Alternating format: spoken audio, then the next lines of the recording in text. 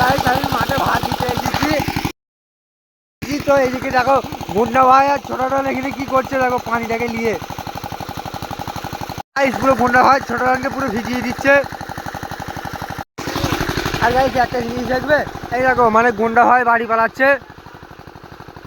আর guys এইদিকে দেখো ছোট রানকে মানে যখনই মাঠে আসার লেগে বলা হয় তখনই ও মাঠে চলে আসে। মানে ও বাড়িতে 1 সেকেন্ড থাকে না বাড়িতে, ওকে মাঠে আসে, মাঠের মানে কথা বললেই ও মাঠে চলে আসবে। এই দেখো ছোট রান এখন এখানে বলছে যে এই পানিটা বেরিয়ে গিয়েছে, এটাকে এখন ঠিক করে দিতে বলছে আমাকে।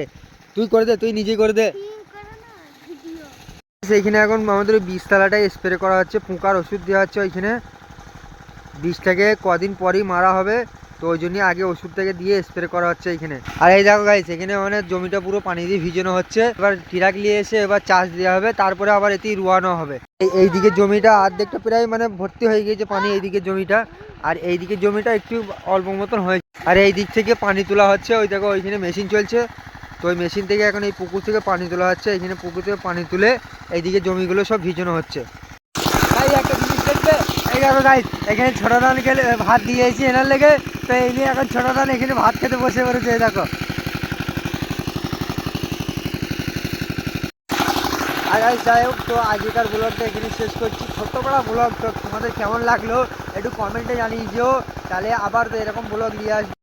তো চলো আবার দেখা হচ্ছে পরের ব্লগে। ভালো লাগলে একটা লাইক করে চ্যানেলটাকে সাবস্ক্রাইব করে নিও।